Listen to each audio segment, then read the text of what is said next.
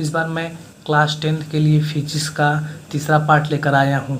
अगर हमारा वीडियो अच्छा लगे तो वीडियो को लाइक, चैनल को सब्सक्राइब और बेल आइकन को प्रेस कर दीजिए, जिससे हमारा नोटिफिकेशन आप तक सबसे पहले पहुँचे।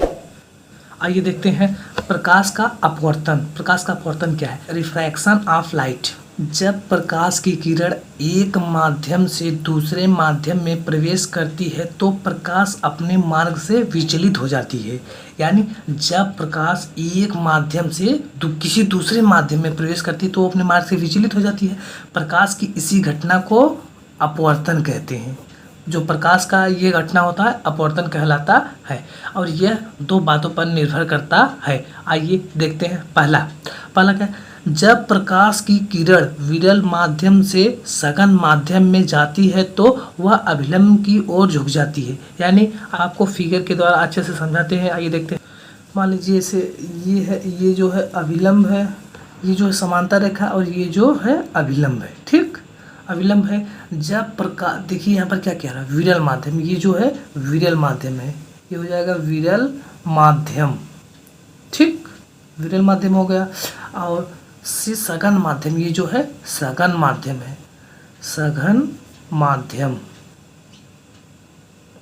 सघन माध्यम हो गया। क्या कह रहा है? विरल माध्यम से सघन माध्यम में प्रवेश करती है। यानी जब यहाँ से किरण आती है, विरल माध्यम से आती है, यहाँ पर पढ़ने के बाद सघन माध्यम मानी इसमें वह अभिलंब की, ये जो है अभिलंब है, अभिलंब की ओर झुक जाती है। यानी ऐसे हो जाएगा। ये जो है अभिलंब है, ये है अभिलंब। देख रहे हैं अभिलंब, ये जो पूरा है अभिलंब है, अभिलंब की तरफ झुक जा रही है। यहाँ पर देख रहे हैं, जब प्रकाश की किरण विरल माध्यम से सघन माध्यम में प्रवेश करती है तो वह अभिलंब की ओर झुक जाती है। देखिए यहाँ पर अभिलंब की ओर झुक गया है। पहला बात जो है, जो पहला बात निर्भर कर रहा है यहाँ पर देखिए, जब प्रकाश विरल माध्यम से चल रहा है तो सघन माध्यम में जाने के बाद ये अभिलंब की ओर झुक जा रहा है। ये जो है पूरा अभिलंब है, अभिलंब की तरफ झुक जा रहा है। ये जो पहली बात है।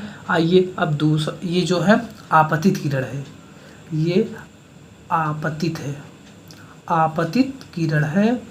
और ये जो है अपवर्तित, यानी पहले माध्यम से दूसरे माध्यम में आ रहा है, ये अपवर्तित किरण है। अपवर्तित किरण जो है अभिलंब की तरफ झुक जा रहा है। हमारा दूसरा क्या कर रहा है, दूसरी बात किस बात पर निर्भर करती है, ये देखते हैं। जब प्रकाश की किरण सघन माध्यम से विरल माध्यम में, यानी सघन माध्यम होगा ये जो है सब सघन माध्यम को हम ऐसे दिखा दे रहे हैं थोड़ा गाढ़ा करके। ठीक, सघन माध्यम से विरल माध्यम में जाती है तो वो अभिलंब से दूर हट जाती है। देखिए अभिलंब इसको हमें सीधा यहाँ पर आना चाहिए। देख रहे हैं ना, सीधा यहाँ पर आना चाहिए, लेकिन यहाँ पर नहीं आकर उधर चली जा रही है। हम पहले में भी इसे हम सघन माध्यम अच्छे से दिखा दे रहे हैं। पहले में भी हम सघन माध्यम को अच्छे से दिखा दे रहे हैं। ये जो है सघन माध्यम है। पहला जो है विरल माध्यम से सघन माध्यम में आ रहा है, और दूसरा जो है सघन माध्यम से विरल माध्यम में आ रहा है। आइए देखते हैं अब दैनिक जीवन में अपवर्तन के क्या क्या उपयोग हैं। तारों का टिमटिमाना, जो स्टार यानी तारा जो होते हैं वे जब अपवर्तन के कारण ही टिमटिमाते हैं, चमकते, या टिमटिमाने यानी चमकते हैं। अब दूसरा है पानी के बर्तन में डूबी हुई पेंसिल का मुड़ा हुआ प्रतीत होना। जब हम किसी बर्तन में पानी ले लेंगे, अगर हम उसमें पेंसिल डाल देते हैं तो वो हमें मुड़ा हुआ प्रतीत दिखाई देता है। और तीसरा जो है सब्जी व फलों इत्यादि का पानी के डूबे होने पर उनका आकार वास्तविक आकार से बड़ा प्रतीत होता है। जैसे अगर हम किसी टमाटर को पानी में डुबो देते हैं तो वो जो टमाटर होता है हमें बड़ा दिखाई देता है, अपने जो वास्तविक आकार से बड़ा दिखाई देता है। परंतु जब हम उन्हें निकालते हैं तो वो टमाटर जितना बड़ा होता है उतना ही बड़ा ही रहेगा, उससे बड़ा नहीं होता, केवल हमें प्रतीत होता है कि बड़ा हो गया है। और देखते हैं चौथा क्या है, किसी सिक्के आदि का पानी के बर्तन में डूबे होने पर ऊपर उठा हुआ प्रतीत होता है। जब किसी बर्तन में पानी ले लेंगे और फिर उनमें जब कोई सिक्का डालते हैं तो वो जो सिक्का होता है हमें एकदम ऊपर की तरफ उठा हुआ दिखाई देता है। ये हमारे दैनिक जीवन में अपवर्तन के उपयोग है। आइए अब देखते हैं अपवर्तन के नियम। जिस प्रकार परावर्तन के 2 नियम थे उसी प्रकार अपवर्तन के भी 2 नियम हैं। आइए देखते हैं इनका क्या नियम है। पहला नियम, प्रथम नियम, आपतित किरण, अपवर्तित किरण तथा आपतन बिंदु पर अभिलंब तीनों एक ही तल में होते हैं। यहाँ पर देखिए जैसे जो आ रहा है आपतित किरण और यहाँ पर अपवर्तित किरण, देख रहे हैं अपवर्तित किरण और अभिलंब जो तीनों हैं एक ही तल में है। पहला नियम ये हमारा कर रहा है। देखते हैं द्वितीय नियम, किन्हीं 2 माध्यम के लिए आपतन कोण यानी आई की ज्या माने साइन का अनुपात तथा अपवर्तन कोण यानी आर की ज्या का अनुपात नियतांक होता है। यानी sine I upon sine R जो होता है ये एक नियतांक होगा, इनका मान चेंज नहीं होता है। इन्हें स्नेल का नियम भी कहते हैं। अक्सर पूछता है स्नेल का नियम क्या है। जो प्रकाश के अपवर्तन का द्वितीय नियम है उन्हीं को ही स्नेल का नियम भी कहा जाता है। आइए देखते हैं फिगर के द्वारा आपको बताते हैं। यहाँ वायु जो है विरल माध्यम में है और एकांश देख रहे हैं सब सघन माध्यम में। ठीक, यहाँ पर देखिए जब प्रकाश की किरण आ रही है यहाँ पर विरल माध्यम से सघन माध्यम में आ रही है तो ये अभिलंब की तरफ झुक जा रही है। यहाँ पर देखिए इन्हें हमें सीधा जाना चाहिए ना, सीधा ऐसे जाना चाहिए, परंतु ये सीधा न जाकर अभिलंब की तरफ झुक जा रही हैं। फिर यही किरण ऐसे धीमे धीमे आती हैं, मतलब यानी सघन माध्यम से आ रही है। ठीक, सघन माध्यम और ये जो है विरल माध्यम। और फिर यहाँ पर देखिए सघन माध्यम से आ रही है, फिर ये जो वायु है फिर नीचे वायु है यानी विरल माध्यम। ठीक, विरल माध्यम। अब यहाँ पर जो किरण है ये किरण ऐसे सीधी आ रही है यानी सघन माध्यम से आ रही है। सघन माध्यम से आने के बाद जब ये किरण निकलती है यानी विरल माध्यम में जाती है तो ये अभिलंब से दूर की तरफ हट जा रही है। देखिए इसको अगर सीधा ऐसे आना चाहिए ऐसा, परंतु ये किरण सीधी न जाकर अभिलंब से दूर चली जा रही है। ये जो है अभिलंब देख रहे हैं, ये है अभिलंब से दूर चली जा रही है। इसे हमें किरण सीधी आनी चाहिए परंतु ये सीधी न आकर अभिलंब से दूर चली जा रही है।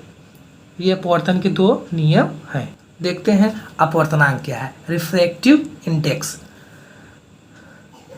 यदि प्रकाश की चाल माध्यम 1 में यानी V1 जो है माध्यम 1 में है तथा माध्यम 2 में यानी V2 है तब माध्यम 2 का अपवर्तनांक माध्यम 1 के सापेक्ष अपवर्तनांक, देख रहे हैं यहाँ पर 2 के सापेक्ष 1 का अपवर्तनांक इज इक्वल टू V1 यानी पहले माध्यम में प्रकाश की चाल अपान V2 यानी दूसरे माध्यम में प्रकाश की चाल। ये फार्मूला ध्यान से पढ़ लें, ये इसी की सहायता से हमें आगे न्यूमेरिकल लगाना होगा।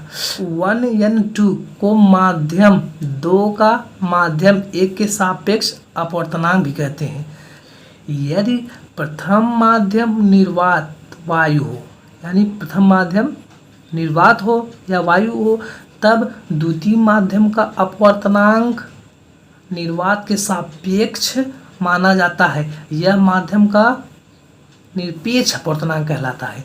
आइए देखते हैं अब क्या है अपवर्तनांक का प्रकाश की चाल से संबंध क्या होता है। प्रकाश की चाल से अपवर्तनांक का प्रकाश की चाल से क्या संबंध है, आइए देखते हैं। किसी माध्यम का अपवर्तनांक निर्वात अथवा वायु में प्रकाश की चाल व उस माध्यम में प्रकाश की चाल के अनुपात के बराबर होता है। आइए हम एग्जाम्पल दिखाते हैं। जैसे माध्यम का अपवर्तनांक है, ठीक, ये है माध्यम का अपवर्तनांक यानी n है, निर्वात अथवा वायु में प्रकाश की चाल यानी c है, अपान माध्यम में प्रकाश की चाल v है, n is equal to c upon v। इन्हीं की भी सहायता से हम आगे न्यूमेरिकल लगाएंगे। अब देखते हैं प्रकाश की उत्क्रमणीयता यानी रिवर्सिबिलिटी ऑफ लाइट रेज। देखते हैं क्या है। वायु के सापेक्ष कांच का अपवर्तनांक, वायु जो है एयर है, एयर को हम वायु बोलेंगे, और कांच यानी ग्लास, ठीक। वायु के सापेक्ष कांच का अपवर्तनांक कांच के सापेक्ष वायु के अपवर्तनांक का व्युत्क्रम होता है। ये देखिए ANG यानी एयर के सापेक्ष ग्लास यानी वायु के सापेक्ष ग्लास का अपवर्तनांक जो होता है वो ग्लास के सापेक्ष वायु का अपवर्तनांक की व्युत्क्रम होता है, यानी उल्टा होता है। ये जो होता है इनके उल्टा होता है। यहाँ पर देखिए ANG is equal to 1/GNA। आइए अब हम आपको इसी लेसन में न्यूमेरिकल बताते हैं। जब प्रकाश की किरण विरल माध्यम से सघन माध्यम में जाती है तो आपतन कोण यानी I इज इक्वल टू आपतन कोण व अपवर्तन कोण क्रमशः I इज इक्वल टू 45 अंश हो जाएगा और अपवर्तन कोण हो जाएगा R इज इक्वल टू 30 अंश। ठीक, तब माध्यम के सापेक्ष द्वितीय माध्यम का अपवर्तनांक ज्ञात कीजिए। आइए देखते हैं। पहले माध्यम के सापेक्ष दूसरे माध्यम का अपवर्तनांक यानी 1n2 is equal to sine I upon sine R। Sine I जो है यहाँ पर 45 अंश है, साइन 45 हो जाएगा, अपान R जो है 30 अंश है, साइन 30 अंश। ठीक, अब साइन 45 का मान होता है 1/√2 अपान साइन 30 का मान होता है 1/2। इन्हें हम ऐसे भी लिख सकते हैं 1/√2 इंटू 2 लिख सकते हैं। ठीक, 2 लिख सकते हैं तो हो जाएगा 2 इंटू √2। अगर है तो √2 इंटू √2 हो जाएगा अपान √2। √2 से कैंसिल हो जाएगा, अब √2 आंसर आ जाएगा। ठीक, अब √2 का मान होता है 1.414। ये जो है इसका आंसर हो जाएगा। आइए अब दूसरा न्यूमेरिकल देखते हैं। निम्नांकित चित्र में प्रथम माध्यम के सापेक्ष द्वितीय माध्यम का अपवर्तनांक ज्ञात कीजिए। यानी प्रथम माध्यम जो है I इज इक्वल टू 30 अंश दिया है। ठीक, और द्वितीय माध्यम R इज इक्वल टू 45 अंश दिया है। ठीक, लिख देंगे प्रथम माध्यम के सापेक्ष द्वितीय माध्यम का अपवर्तनांक। ठीक, अपवर्तनांक हो गया, अपान हो जाएगा यानी 1n2 हो जाएगा is equal to sine I upon sine R। Sine I जो है 30 अंश है, यहाँ पर साइन 30 हो जाएगा upon sine R is equal to 45 है, साइन 45 हो जाएगा 45 अंश। अब साइन 30 अंश का मान होता है 1/2 होता है पूरे के अपान साइन 45 का मान होता है 1/√2। ठीक, अब इन्हें हम लिख लेंगे 1/2 इंटू √2 हो जाएगा। ठीक, जब इनको हम उल्टा करेंगे √2 इंटू 1 हो जाएगा। ठीक, आज हम इनका गुणा करेंगे तो √2/2 हो गया। ठीक, अब इनको हम ऐसे लिख लेंगे। ठीक, अब इनको अगर हम सरल करने के लिए √2 इंटू √2 गुणे √2 इज इक्वल टू √2 से कैंसिल हो जाएगा 1/√2 जो आ रहा है ये आंसर हो जाएगा। ठीक, आंसर हो जाएगा। आइए तीसरा देखते हैं। निम्न चित्र की सहायता से द्रव के अपवर्तनांक की गणना कीजिए। पहले हमें देख रहे पहले यहाँ पर ऐसे दिया है, अब इनमें हमें अपवर्तनांक की गणना करना है। ठीक, सबसे पहले यहाँ पर जो होता है अभिलंब को हम मान लेंगे। ठीक, अब इनमें हमें पहले I ज्ञात करना होगा, अपवर्तनांक ज्ञात करना होगा। देखते हैं आप पहले हमें आपतन कोण ज्ञात करना होगा। हो जाएगा आपतन कोण पूरा दिया है तो ये जो होगा अभिलंब इतना हो जाएगा 90 अंश। ठीक, पूरे का मान है 135 लिख देंगे माइनस इधर इतना जो है 90 अभिलंब है, अभिलंब का जो होता है 90 अंश हो जाएगा। जब इसको हम घटा देंगे तो 45 आंसर आ जाएगा। ठीक, और उसी प्रकार हम अपवर्तन कोण भी ज्ञात करेंगे। अपवर्तन कोण यहाँ पर पूरा दिया है, जब यहाँ पर ऐसे हो जाएगा तो इतना 90 अंश हो जाएगा। ठीक, अब देखिए आपतन कोण केवल इतना ही होता है, और अपवर्तन कोण केवल इतना ही होता है। ठीक, हमें ज्ञात करना है। और जब यहाँ पर अभिलंब कर लेंगे तो यहाँ से इतने का मान हो जाएगा 90 अंश। 90 में से पूरे को घटा देंगे, जो आएगा केवल इतने का आ जाएगा। और उसी प्रकार यहाँ पर हमें केवल आर का मान ज्ञात करना है। तो इतना अभिलंब इधर जो हो जाएगा 99, हम पूरे में से 90 को घटा दें, पूरा है 120 अंश है। 120 में से अगर हम 90 घटा दें तो 30 आ जाएगा। अब आइए अपवर्तनांक ज्ञात करते हैं। अपवर्तनांक, ठीक, अपवर्तनांक हो जाएगा यानी is equal to sine I upon sine are.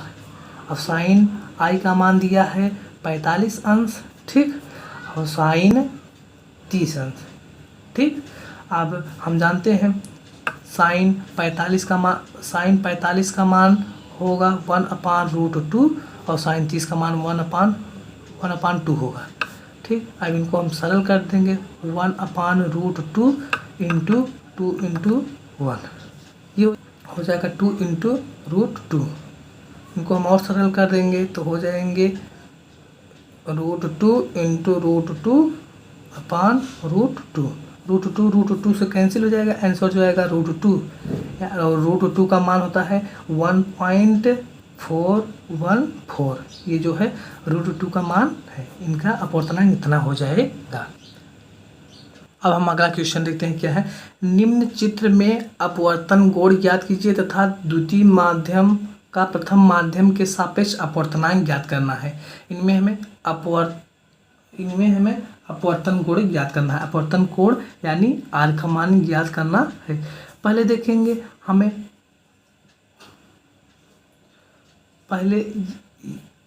आपतन कोण जो होता है यहाँ पर होता है।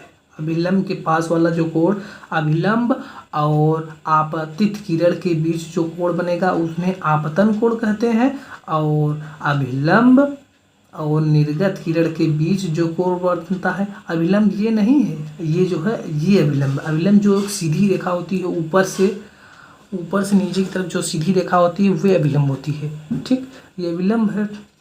तो अभिलंब और निर्गत किरण के बीच जो कोण बनता है उन्हें अपवर्तन कोण कहते हैं, यानी आर। ये हो जाएगा अपवर्तन कोण।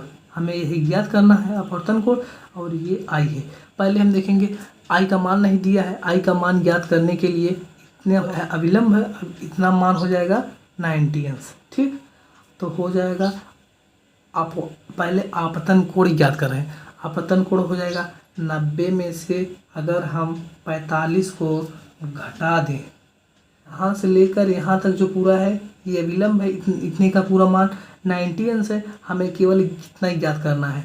अगर हम इतने में से पूरे का मान 90 है और आधे का मान 45 है, अगर हम 90 में से 45 को घटा दें तो हमें केवल इतने का मान ज्ञात हो जाएगा। इतने का जो हो गया 45 अंश हो गया, ठीक। आई का मान 45 अंश हो गया। अब उसी प्रकार आर, यहाँ से लेकर यहाँ तक जो पूरा मान है वो 90 अंश है, अभिलंब है, तब 90 अंश हो जाएगा, 90 हो गया।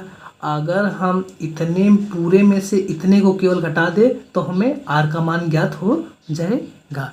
तो हम पूरे में 90 में से 30 को अगर हम घटा देते हैं तो 60 जो हो गया, हमें अपवर्तन कोण ज्ञात हो गया। ये हो गया अपवर्तन कोण।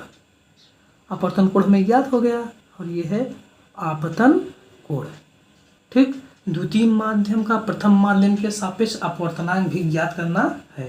देखते हैं हो जाएगा, लिख देंगे प्रथम माध्यम के सापेक्ष द्वितीय यानी द्वितीय माध्यम का अपवर्तनांक, ठीक, हमें ये ज्ञात करना है।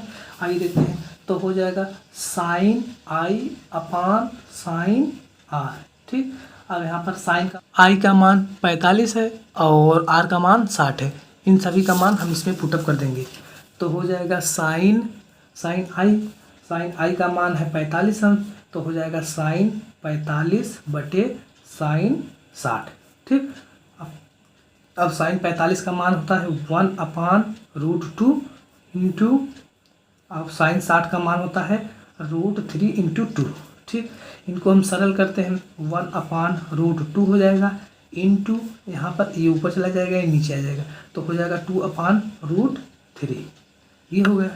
ठीक, अब हम इनको और सरल करते हैं।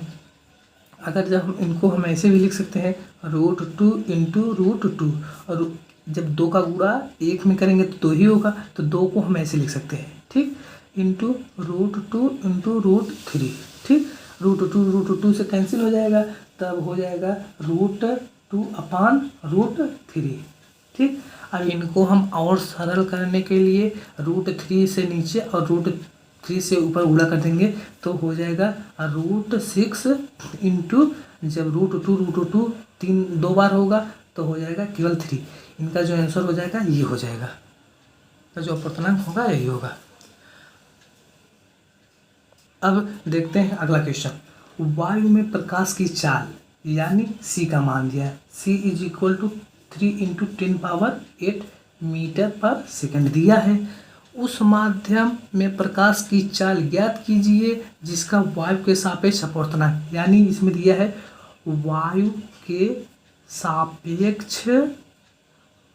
सापेक्ष अपवर्तनांक यानी n = 1.5 दिया है।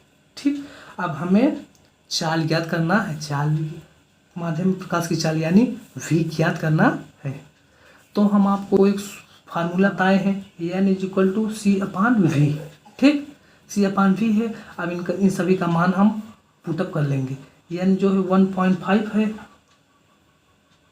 ठीक, इंटू इक्वल टू n का मान ये हो गया। अब c का मान हो गया 3 × 10⁸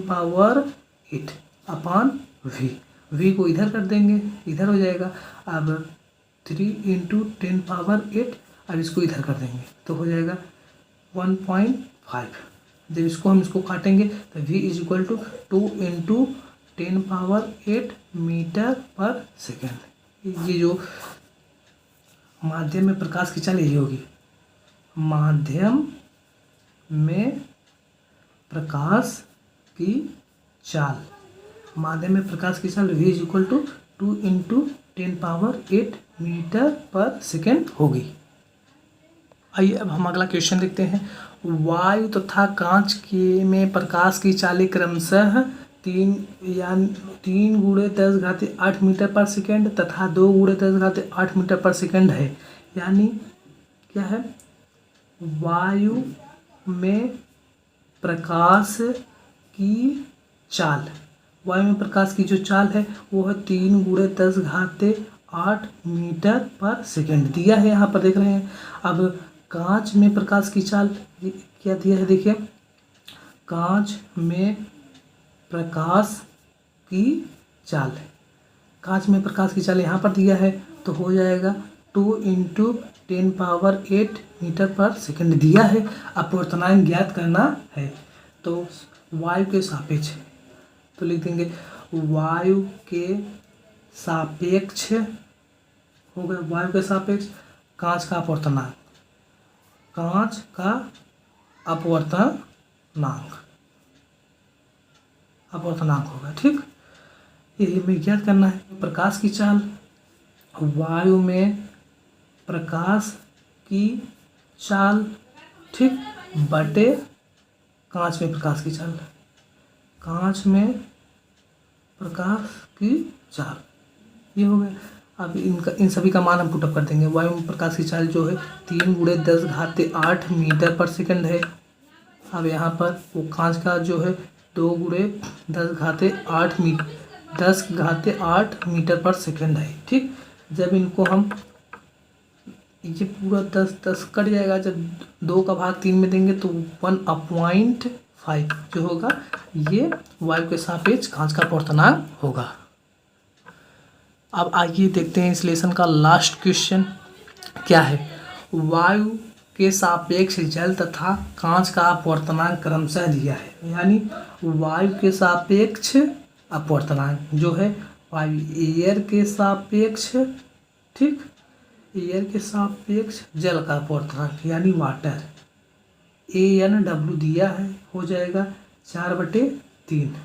और फिर दूसरा क्या है, वायु के सापेक्ष यानी ANG, एयर के सापेक्ष ग्लास यानी वायु के सापेक्ष कांच का अपवर्तनांक दिया है 3/2 और यहाँ पर दिया है वायु के सापेक्ष जल का अपवर्तनांक इतना है। तब हमें को ज्ञात करना है GNW यानी ग्लास के सापेक्ष जल का अपवर्तनांक ज्ञात करना है, ये मेरे को ज्ञात करना है। तब फार्मूला हो जाएगा GNW = ANW अपान ANG। अब इन दोनों को मान पुटअप कर देंगे, 4/3 हो जाएगा इंटू 3/2 हो जाएगा। यहाँ पर दिया है, यहाँ पर ANW का मान दिया है और यहाँ पर ANG का मान दिया है, ऐसे हो जाएगा। तो इनको आइए देखते हैं, हम सरल करते हैं। तो हो जाएगा 4/3 इंटू 2 को ऊपर 3 के नीचे कर दें, ये हो गया। अब हम 4 का गुणा 2 में करेंगे तो 8 हो जाएगा, 3 3 9 यानी 8/9।